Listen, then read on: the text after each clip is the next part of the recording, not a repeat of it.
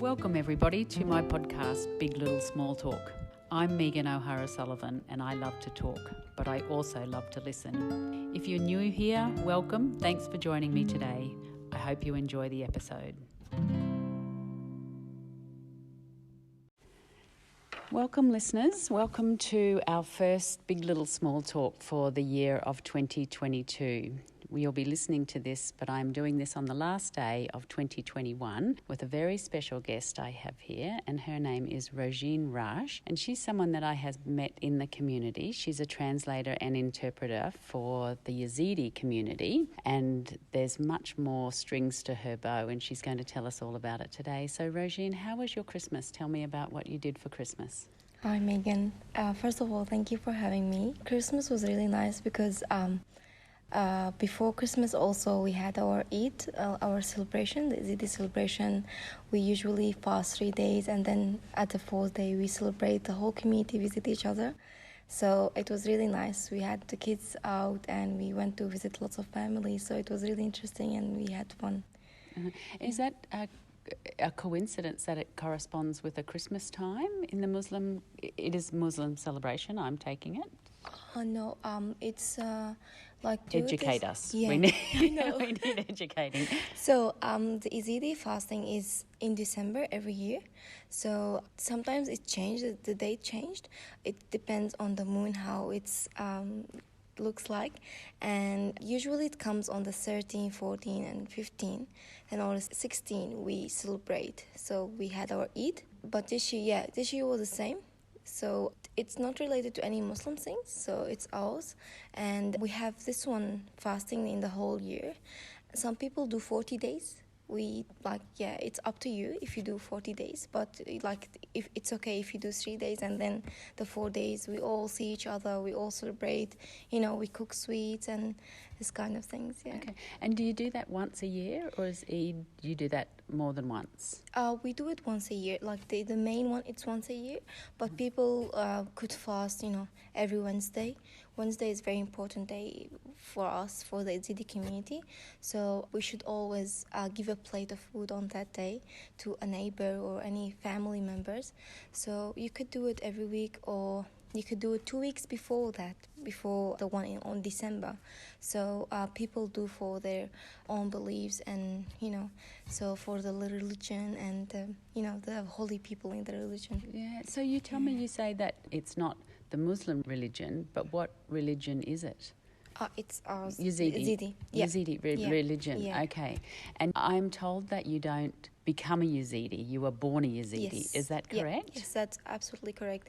And no one can become an Yazidi. So you really have to born with it, and otherwise you just can't. Yeah. So is that from a particular country, or you are Yazidi across many countries?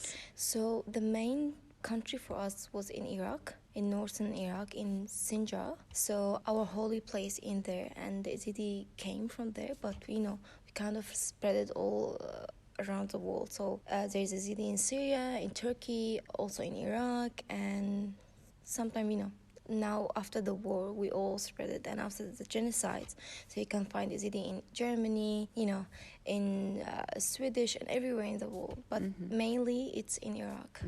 And when you're fasting and doing that process, what is it honouring, and who are you honouring? Yeah, so our fasting, would be, it's close to Christian and, Muslim. We all do the same. It's always about caring the poor people, to feel their feelings, feel about people who doesn't have food to eat and all those kind of things. So we kind of fast from 4 a.m. in the morning, before the sun, the sunrise, and until the sunset. So no food, no water, nothing until the sunset. So in our religion, we do that because we want to feed the poor people who doesn't have food to eat and things to drink.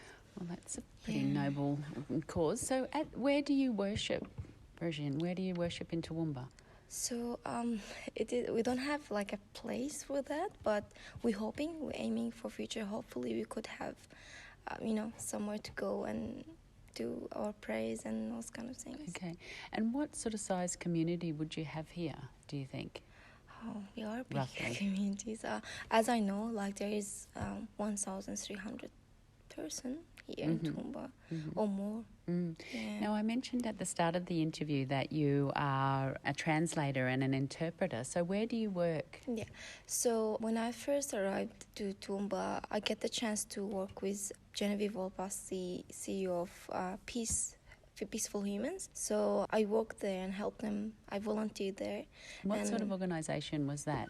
It's a charity that helps refugees settle here and, especially help them with English classes, and do therapy, more counseling to, try to get them off their trauma. So prepare them or make them ready to now learn English. So we were doing English classes, therapy classes, counseling and art. So I volunteered with them and I improved my English there. My English wasn't this good when I arrived. Then I work with Catholic Care as well.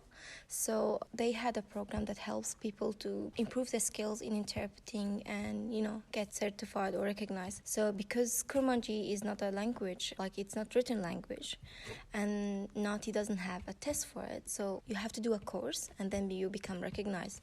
So I've done this course with Catholic Care, who helped us together with TFSA, and then I become recognized at the end. But, I worked there. I work with Jen, with Peace.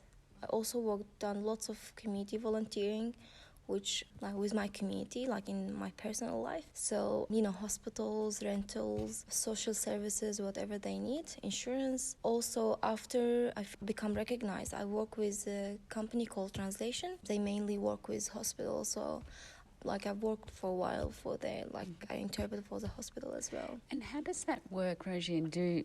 Are you on the telephone or do you go to consultations with people in person? Yeah, it's kind of mixed.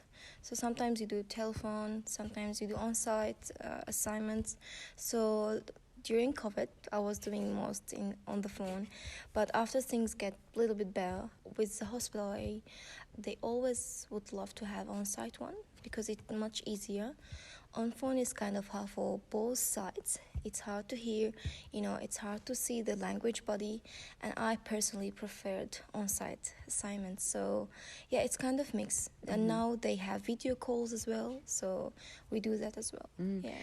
How many people would be working in your capacity? I know that there is this real tussle with the language. As you said earlier, it's not a written language, so it's only ever been a spoken language. So how did you learn? This is speaking Kurdish, Kurmanji, isn't it? Yeah. Kurmanji, yeah. And you were taught by someone? It's our home language. So back in Syria, and I think like people from Iraq as well is the same, because we have Yazidi from Iraq and Syria here in Toowoomba. So back in home, yes, we used to study Arabic in schools, but when we go back home, we would speak Kurmanji. So all our family members and in our village and all the communities speak Kurmanji, and the same with Iraqi people as well. So yeah, we kind of learn it from our parents and grandfather and grandmother and family and community. So yeah, it just come by spoken with them. But Arabic, we have to learn it at schools and our study journey in school in Arabic. It's much more formal. Yeah. And the Kurmanji that you speak, is it the same dialect, say, that people in northern Iraq speak, or is it different? Well, Kurdish have few dialects. So the one we speak and the Yazidi from Iraq speak, it's Kurmanji. There's other cities in Iraq, northern Iraq, speak Sorani. So there's Kurdish Sorani, Kurdish Latin, there are a few kind of dialects.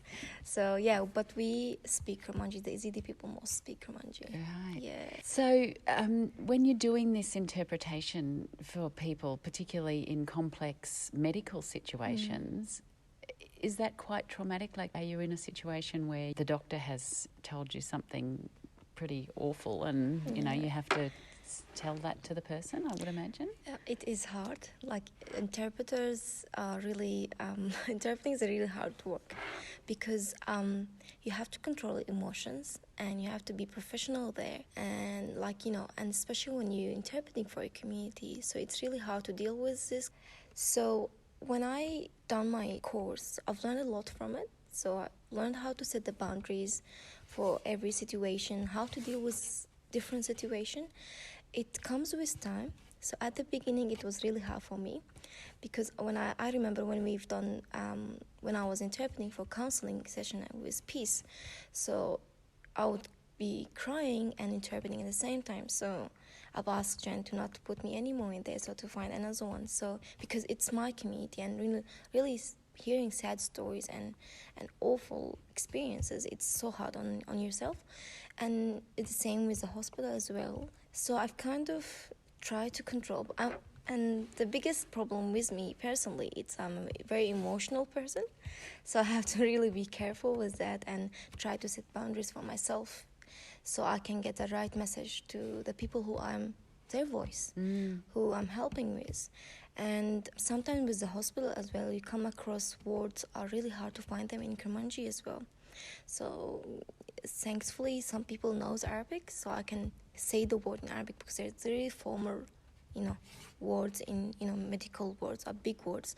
I can't find them in Kurmanji, so I would try to sit, explain it, tell the doctor that I couldn't find this word in my language, so I have to explain it more and more for them so they can get what I mean and what the doctor means. So it kind of, as I said, like it comes with time. You have to train yourself. You have to try to be professional so you can help these people who are there in a very professional way. And what about things like going to lawyers and doing rental things and that sort of thing? Do you do that as well? Yeah, I do in my personal life. So I do go with them to rentals, insurance, lots of I go to real estate, I fill forms for them, like I do this kind of thing. It's a bit of easier than the hospital and really sensitive places like court. I've been to the court twice. It was really frustrating because it was my first time. Everything is strict, it's very serious and formal. So it was kind of really hard to experience. But, I never interpreted there, but I thought if I did more, it would come by time. But rentals, this kind of things was easier for me to do. Less to high deal stakes, with. I suppose. Yeah.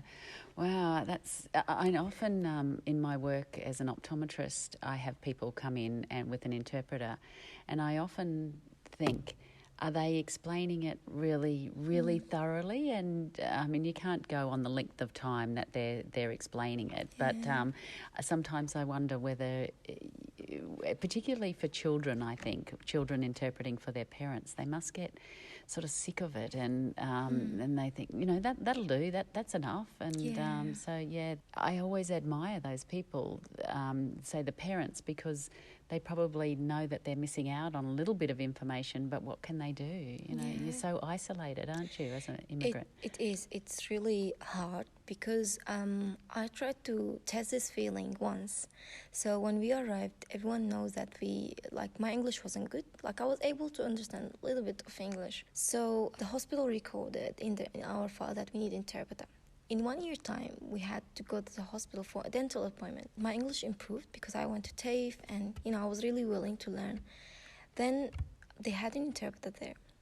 I didn't say that I know English because she come and, I didn't want to embarrass her. And so I tried to not talk to the doctor. So it really was really hard feeling. I told my husband, now I feel how they are feeling about, you just feel really bad because you want to communicate with the doctor. You want to really get this feeling and this pain that you're feeling about, but you can't.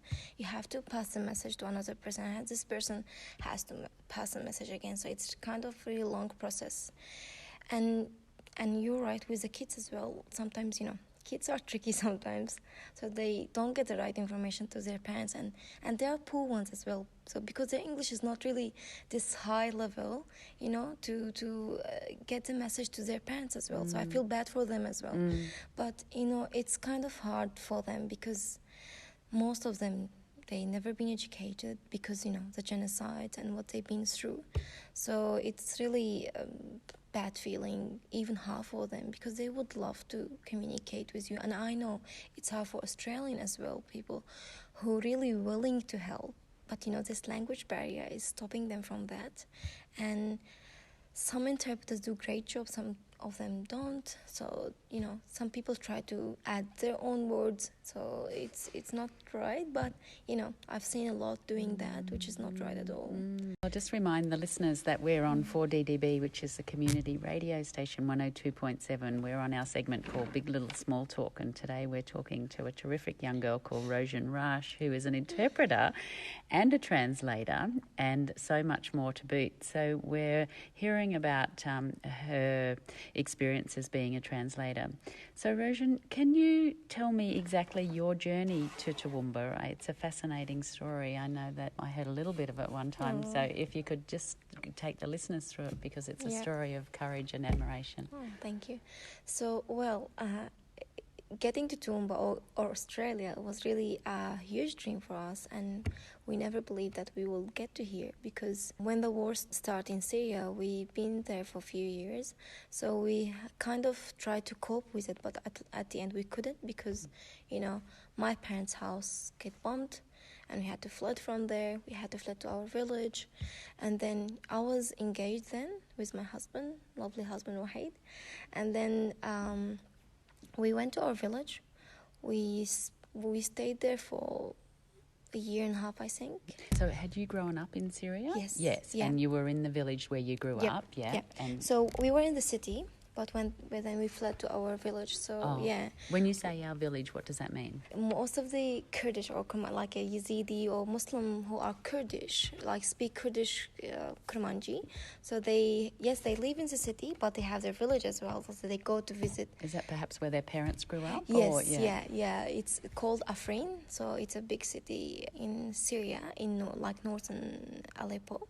So there is 300 villages in there, small villages, everyone related to his own village. So you would have a small house there, for holidays, for school holidays. We do have big lands with lots of olive tree. So every year, like in this time, it would be winter now in Syria, so we would go and plant some, or like grab some olives and make olive oil from it. So would that be where your grandparents would still be living? They'd still be living there, right? And you go to the city for working. Working and living, and education. Education and everything. They still have education there, but not like the city. Some people still stay there and educated, but not like the city. So my parents moved to there, and my grandmother would live there and come to us, visit us in summer, and stay there in winter. It was really nice. So we would have holidays there. Like, it's nice. It's like a having a farm or small farm. They would plant tree, all kind of fruit and things. So and then we went to there, and so you went to this. You were always being brought up in the city, yes. And then the city got bombed. Yep, and I had to flood to the village with my family. So we stayed there. I got married there, and then I lived with my mother-in-law and father-in-law and my husband. Like, we've been, and I got pregnant with my oldest son. So then Wahid had to fled to Turkey, because your husband? My husband, because his workplace was really dangerous, and they knew he's Yazidi and he speaks Kurmanji as well. So it was really dangerous for him to stay there. So, just if I can interrupt, Rojin, what sort of work was he doing? So he was working in a big pharmacy company. So they would making medicine and for all other chemistry, and so his workplace was really far away from our village. So he had to stay there 2 weeks and come to see us 3 days in every 2 weeks. So it was kind of hard. I couldn't see him frequently, and I was pregnant, and I would be staying with my mother-in-law and father-in-law, and the village, we didn't have electricity like before. We had to wash clothes by our hand, make our own bread, cook on fire, on wood. So it was really a hard year. So it was all right for a holiday, but doing it full time was, And previously we wouldn't do that. Like before the war, we would have electricity, we would have gas, and everything is ready. But since the war started, no electricity, really limited water, you would cook on the fire, outside. So it was really hard, and our hands got really hard to deal with, and less moisturized. So did I just take you back to your life in the city, like growing up? Yeah. That was all just sort of, you would say, fairly normal, fairly Very peaceful, normal. just went Really to school peaceful, and nice, living with all different cultures and religion. We would I remember I've been to the church a few times, we would have like a Muslim religion, books in school, and we had a really peaceful life in Syria before. And all different culture, different people knows each other, especially in my suburb that I lived in. Everyone knows each other. We sit on the street together at the night. We have coffee, tea together. No problems. No one doesn't like you because you're Yazidi or you're Christian or you're Muslim. We didn't have these things before. And when how did it sort of start off? Like where you started to think this is getting really scary now? Yeah. Did it ramp up very slowly? It does, like at the beginning. So it started in 2010, which started in other cities in Syria. So in Damascus, in Daraa. But then when it comes to Aleppo was the most affected city in Syria. Like it was far from our suburban place, but when it comes this is closer, the bombings, the bombings and ISIS and the Free Army, and the Syrians army as well. So it's kind of get really hard.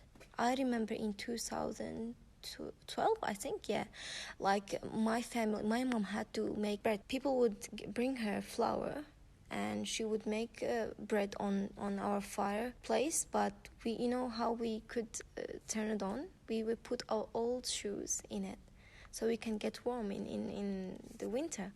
So it kind of really frustrating and hard time, I remember, and we didn't have just so water. Surreal too, like to have gone from having a very middle class and lots life of people to burning your shoes in the oven to make that warm. Yeah, and my mom had to sell it to people, so instead of taking money, she would take few breads so we can eat.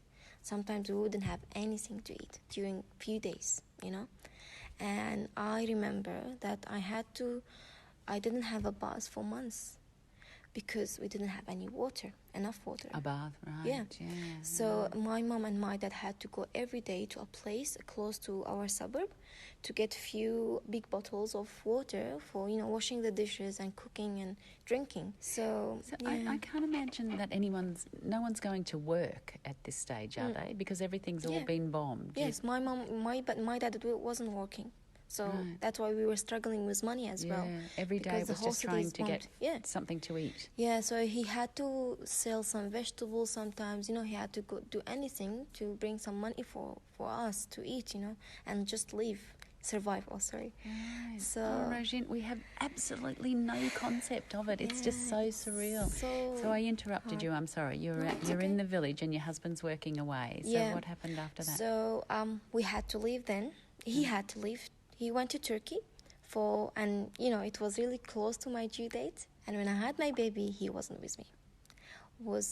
Which was the hardest memory I ever remember. It's so hard when your husband is not with you, when you are in labor and you're facing all this pain, and it's a first baby for you too. So it's kind of hard. It was hard really for him and really for me as well and for the family.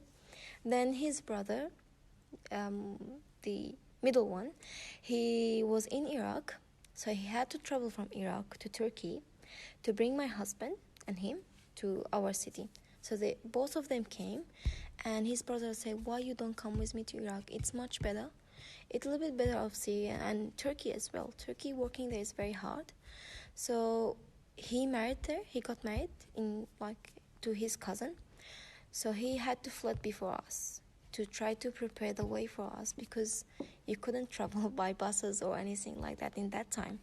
So you have to walk through mountains, through rivers, all the borders, and you might be catch up by the army, So you did that with a young baby? Yes, we did. So when he went to Iraq, we had to wait 2 months until he could find a smuggler for us.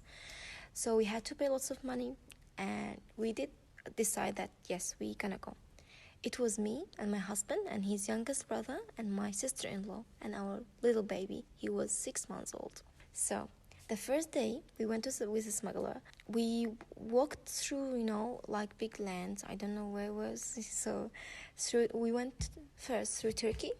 We across the Turkish border, and then we got to Turkey. There is a city there. We have to go from there to Iraq to cross the Iraqi border.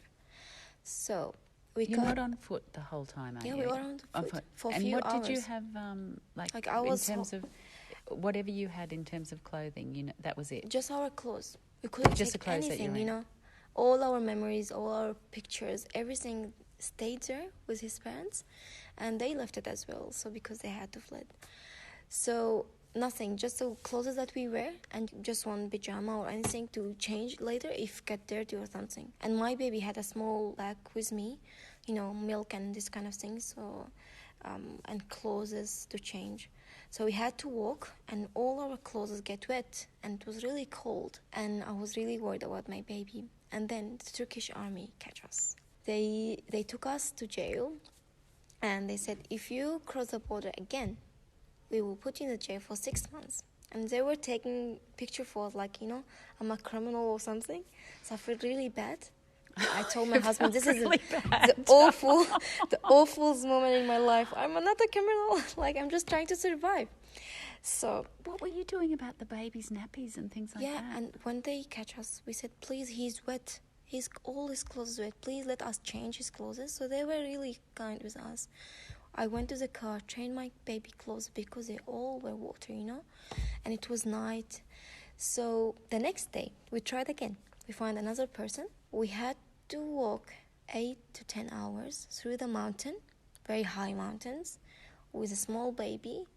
And the Turkish and the Iraqi mountain was really full of snow, and it was really freezing. And before we just go to walk, some ladies told me there were a really young baby who died there because he froze, because of the cold in there. So I was really frustrated, moms, and scared. And my husband and my youngest brother-in-law were really crazy at the end from me, because I would go every minute. Wahid, are you checking? He's breathing. Is he breathing? Is he good? Is he fine? So we had to cover him with all our jackets and whatever blanket we have with us. So we keep him warm, and he was stuck with Wahid. And we were freezing, and it was really high. I couldn't look down because I would really feel scared. And we had to walk and walk and walk for 8 to 10 hours till we got to a small village.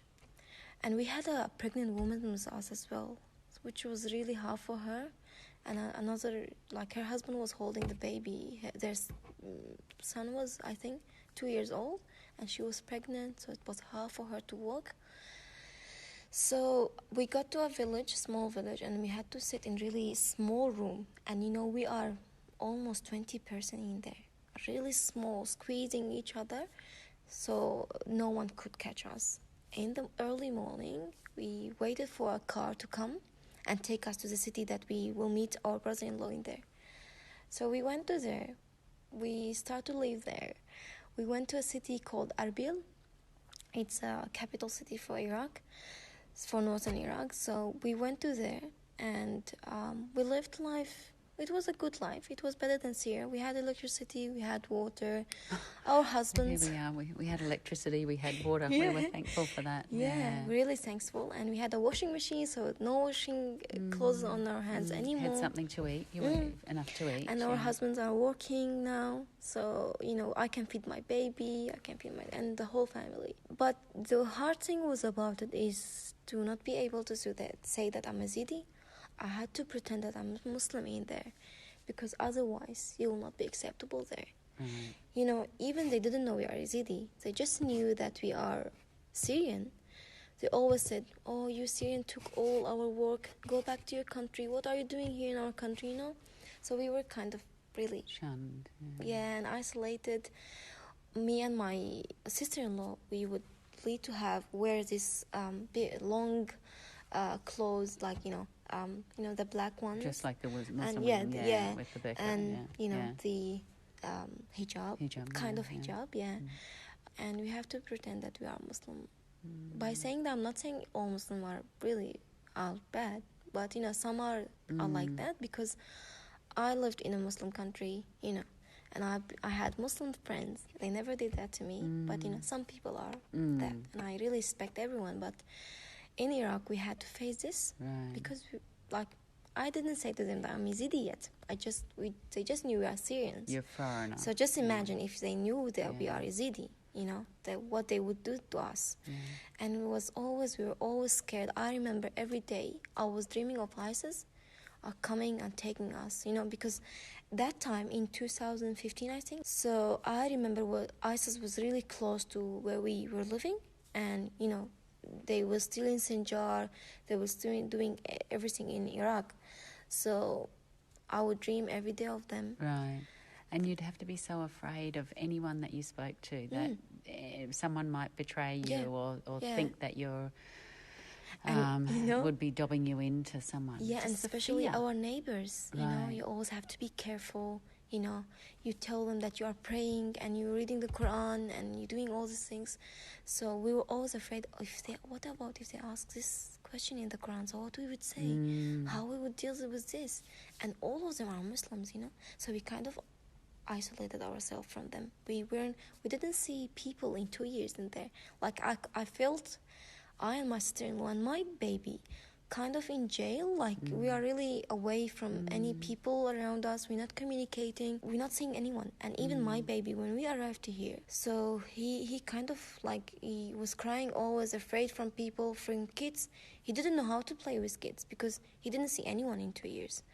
So it's really kind of hard on your brain to cope with these things, and afraid being a mother, having a baby. That's right, that level of cortisol, from being afraid all the time. Just imagine what it's doing to you and your body, And your sister-in-law and brother-in-law didn't have any children at this stage? No, they didn't. Right.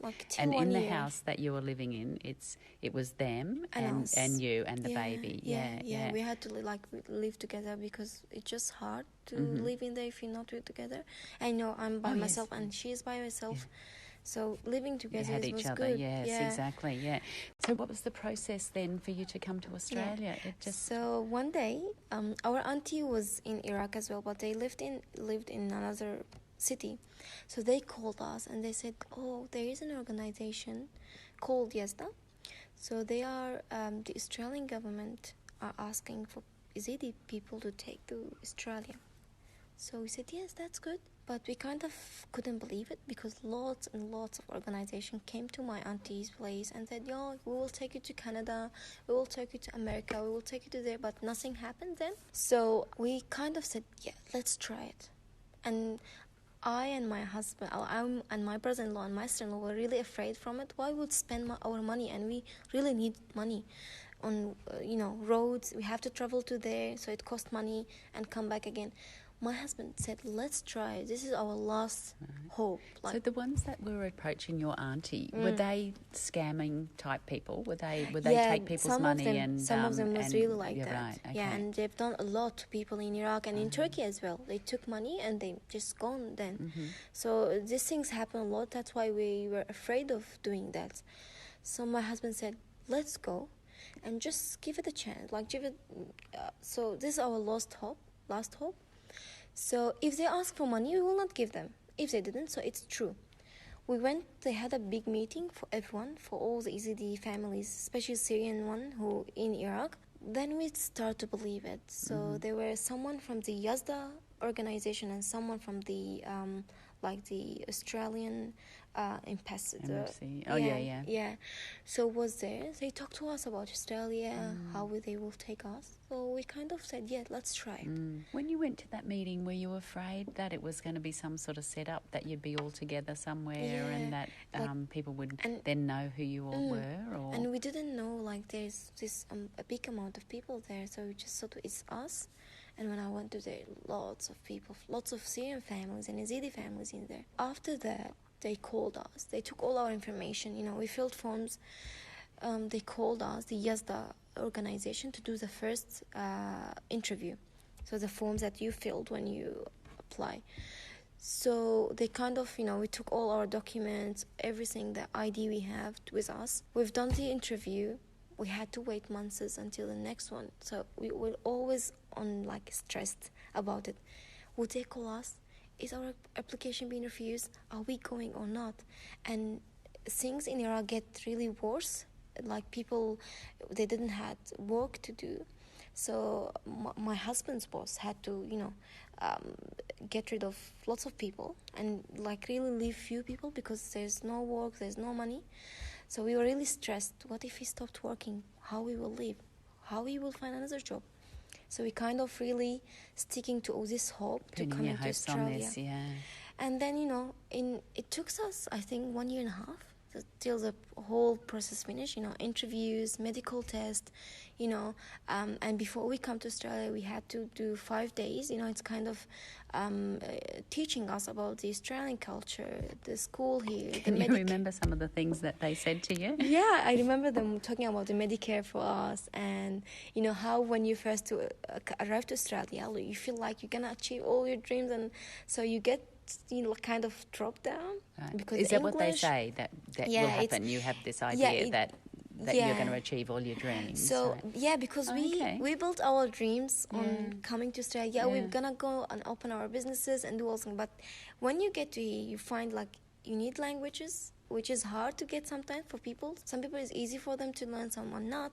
So as they said, you have to figure that. You have to put this in mind that nothing will be perfect. You have to work hard till you get there. So you kind of like will go up, drop down. It's quite good that they give you a realistic idea, isn't it? Yeah. It was a lady who lived here in Australia. So she lived in Sydney. She studied here. She was an Arab person, but she lived in Sydney. So she had a good idea about life in Australia. So she said, you have to prepare yourself for that. You have to focus on language first. Then you can...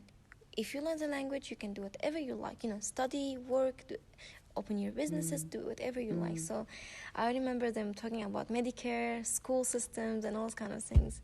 And then we had a call that your flight is on the 9th of August. And that day was the most beautiful day in our life. We were screaming, crying, laughing. And my husband left his work and come straight back away, and we were all, crying. It was really a very emotional moment. Finally, we will go to there. We've done our, information sessions, and it comes to the flight. We still not believing it. We still couldn't believe it because lots of people, their flight cancelled. And we went to the airport and someone was helping us. So we had to handle these big bags who write UN on it so they can know us. And we passed the airport by using our IMI cards. So we didn't have a passport, but by our IMI card, we passed it. What sort of card is it? IMI card. What does that mean? Immigration card. Oh, immigration card. Yeah. IMI card, Yeah. They call it IMI card. So we didn't know what was it until we get to here. We start to know what the IMI card means. So I remember the night. So you got on the plane, took off? It was hard for us, the first time on a plane, and my baby's small. He was crying and screaming. And my sister-in-law was the same because she had a baby then. Oh, okay. After 1 year, we've been in Iraq. So he was 5 months, 6 months old. So we went from Erbil to Qatar, and then from Doha to Sydney. We had to stay in Sydney for a night, like over the night, and then in the morning, early morning, we get in the plane and come to Toowoomba. When we arrived to Toowoomba, the first thing that I really loved about it, when I smelled the tree and the breeze, like the air here, I felt like I'm in home. The same smell. And everything, How interesting. So did really they tell you in Iraq that you would be in Toowoomba? No, they didn't. When did you find out you were coming to Toowoomba? When we were close to here. After you got on the plane in Sydney, you're going to this other place called Toowoomba. Yeah, it's a garden city. We just knew that. It's a garden city. So it's full of flowers. And some people said it's, they call it, I can't remember. So because there's like little number in Toowoomba, so not it's really kind of calm city, but we knew about it. It's a garden city, so we were really kind of happy because the nature is so close to our village and country, so we feel home. When we arrived, we saw people from the multicultural Australia Then they called MDA before. So Maddie was our caseworker. She came with an interpreter. She was from Jordan, and she speaks Arabic. So they met us at the airport, and then they took us to the hotel here. And we had to spend there for a few weeks until they found us a house. And they helped us a lot at the beginning. Like they supported us finding a place, buying things, teaching us how to shop and all this kind of thing. But we were really happy. Like, I remember the most beautiful days in my life when I got to here. I feel, yes, now I can achieve my dreams. My husband can do the same. All of us can do that. And my kids will have a really good future. So I feel like now I always can breathe. Well, that's so interesting that you say that you feel like you can breathe. I remember when we moved up here from Brisbane, and it's nothing like your story, nothing. But I just felt like I could breathe. That was the not literally, but I just loved the open space that I could breathe. I wasn't surrounded by buildings and all of that. So I'll just remind the listeners that we're talking to the most incredible young girl called Rojin Rash, who's a translator and interpreter for the Yazidi community and other communities as well, because I think that that's not the only, Kamanji is not the only, and Arabic is not the only languages that you speak. But so you get to Toowoomba, and then you've gone on to have more children? Yes. Well, the first year I went to TAFE. I've learned English. I volunteered with with Peace, the charity called Peace, and it was a chance there to meet lots of people. Like, I was really grateful for a person who introduced me to Jen. So, and I always said, whenever we talk to him, he's my husband's friend. He was Iraqi person who studied here in USQ, and he was an interpreter for MA. So we are always grateful for him that he introduced us to Jen. Because of her, my English improved a lot, and I had the chance to volunteer, and she accepted. She said, it's okay if your English is not really good, we will help you. And I started to meet lots of people from my community, and I've started to listen more to their story, because I remember when in Syria, I've heard the news, but I didn't listen to actual stories. In my English get really improved quickly, because I was a lover for English language. Since I was young, I remember myself dreaming of speaking English and traveling to an English country that I can study there and get higher education. So it was always a dream to speak English and study in an English country. So it's Can kind you of remember why you had that dream as a young girl? I don't know. Did you see an English movie, or you met an English person? English songs. It was hard for me to sing them, but I was really aiming to learn one day English. And I was willing to, but my parents didn't have enough money to offer me English courses in Syria. And, we had it as a subject at school as well. So that's how I love it. And sometimes I would take additional classes after school to improve my English, especially in the school. So that's kind of how I loved it, and how I really wanted to travel to a city to study there and get highly educated. So it's kind of like a dream become true for me. I never saw that. I think about you living in that flat with your sister-in-law in Iraq and not seeing really anyone for 2 years, because you're such a naturally social person, aren't you? You have that need to be around. Being around other people really stimulates you and fills you up, doesn't it? It must have been so lonely. So lonely, and it was the first time for us to leaving our parents and family. And our family, we used to see each other a lot, especially today. It's the New Year night. So we would have my uncles, my auntie, and everyone, my father's, cousins would come, because we all lived close to each other. So it's a big, families gathering together, celebrating everything. It's so hard for us. Well, that was going to be my next question, because I'm probably more about the same age as your parents, and I wanted to know, where are they? Are they still in Syria? No, they had to flee from Syria. So they were in our village, as I told you before.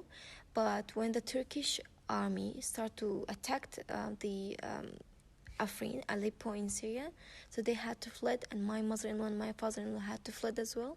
So they fled to Aleppo, to the city first, and then we said to them, go to Iraq so we can apply for you and you can come to here. So you are safer in Iraq.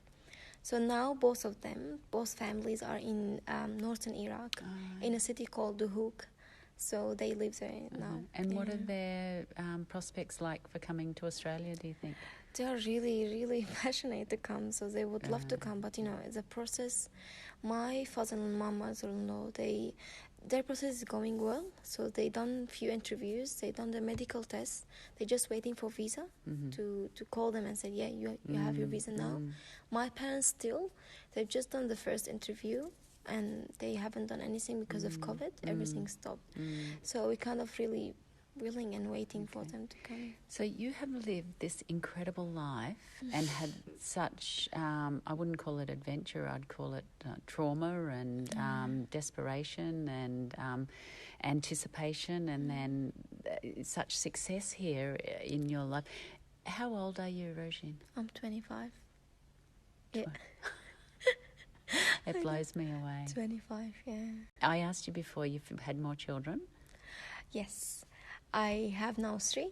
So my oldest son, Saeed, and my middle one is my daughter, Janet. She's Australian. She's Aussie, yeah. Janet. Yeah, so we have Janet. She's 3 years old. Is she named after someone? No, it's just me and my mother-in-law. We loved it, and we wanted to call her Janet.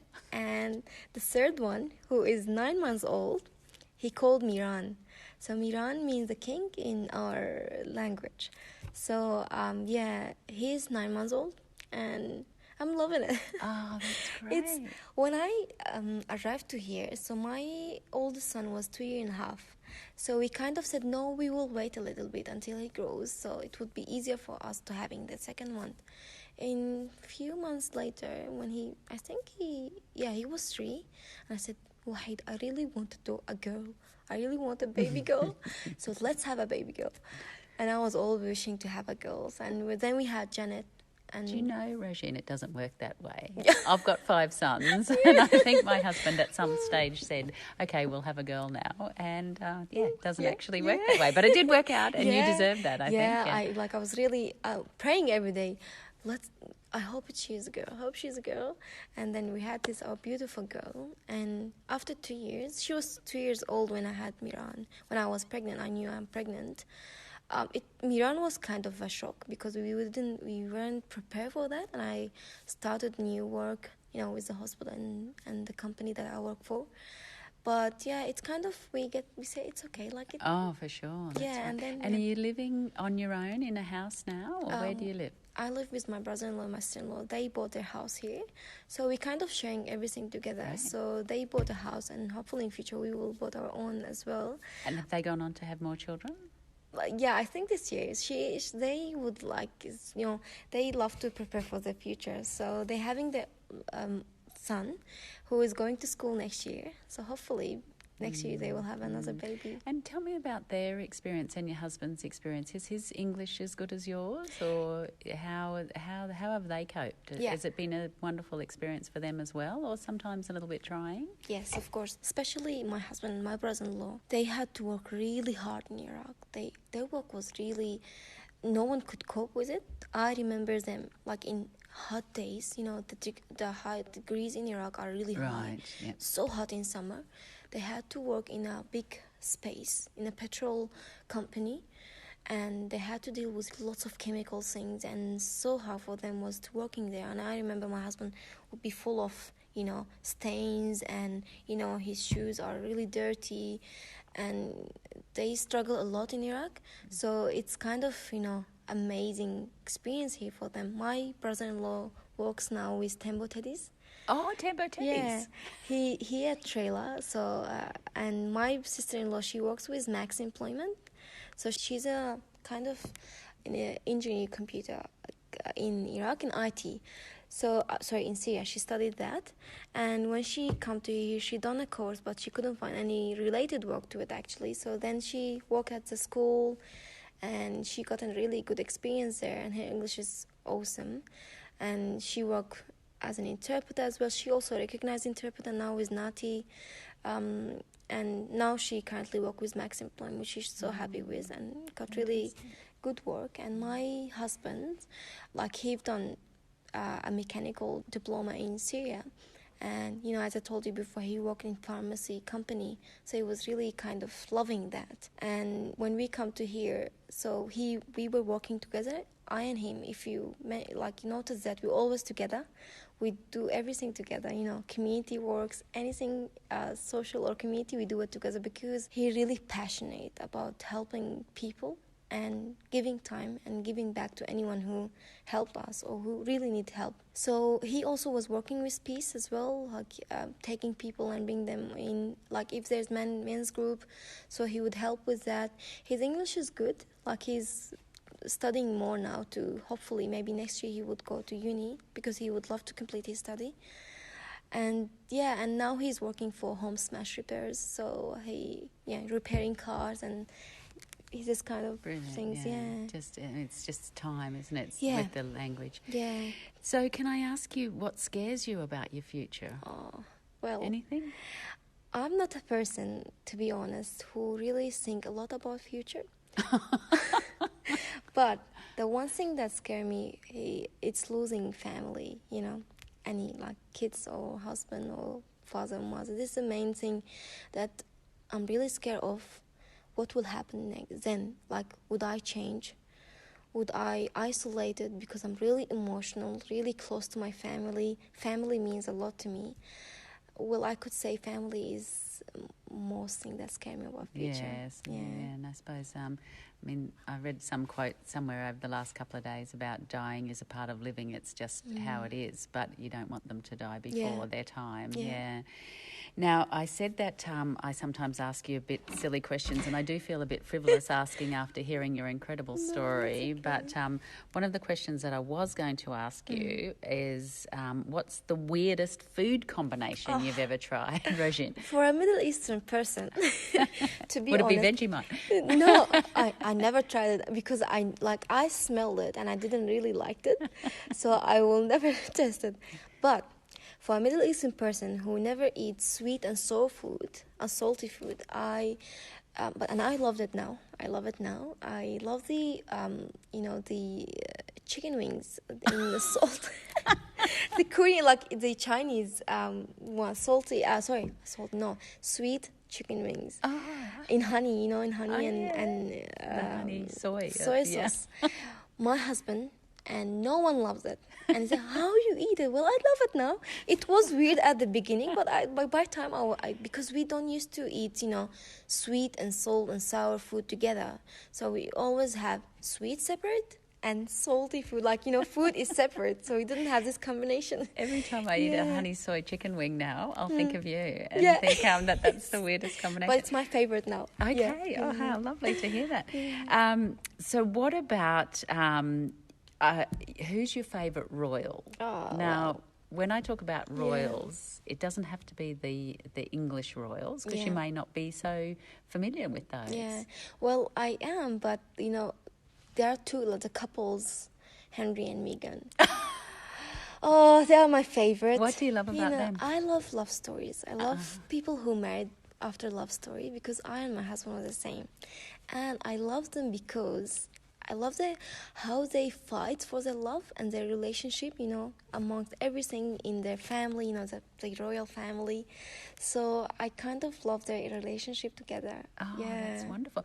I'm reading a book at the moment called Trent Dalton Love Stories, and he's a fellow who went and sat in Brisbane on the corner of Adelaide and whatever street, Ann Street, I think, in Brisbane, with an old typewriter and asked passing people to tell them their love stories. And it's a really interesting book because it's not just romantic love. It might be love between father and son or brothers and sisters and someone that you work with. So I'll lend you Love Stories as soon as I finish it because I think you'll really enjoy it. Yes, but Meghan and Harry, it's I've been watching the Crown series. It's a series about the royal family. I've been watching that, and Wallis Simpson and her husband who abdicated. So not that I'm in love with the royals or anything anything like that, Rojin. Don't let me lead you astray. Okay, your final question is, what song can't you stay off the dance floor for? Oh my God, there are a lot. You love dancing? Yeah, I love dancing. It's my favorite thing, and especially Arabic and Kurmanji songs are really you can't stop dancing on them. But English songs, I don't usually listen to this, dancing song. I love Adele. I love Selena Gomez.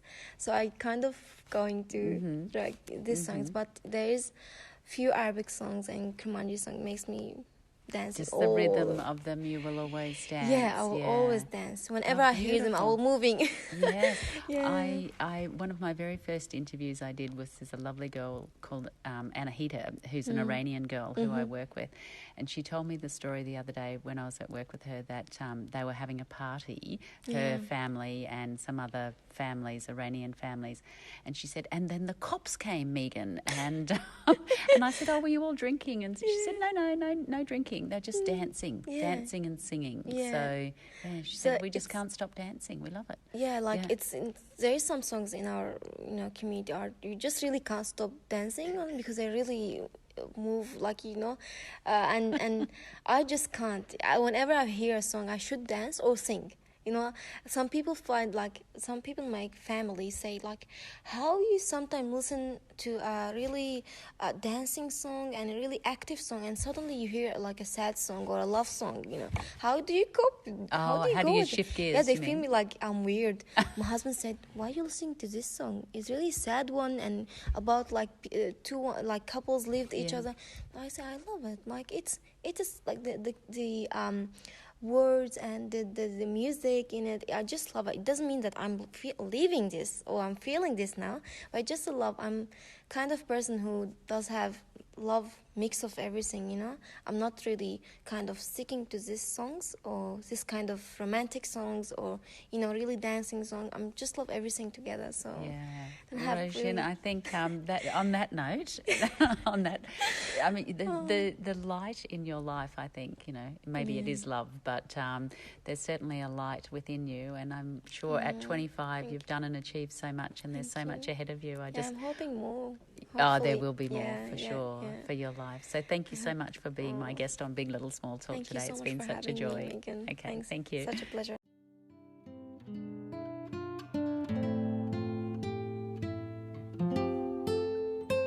That's it for this week. Thanks for joining me on Big Little Small Talk. I hope you can make the time to join me next week. If you've enjoyed this episode, please subscribe on your favourite podcast app.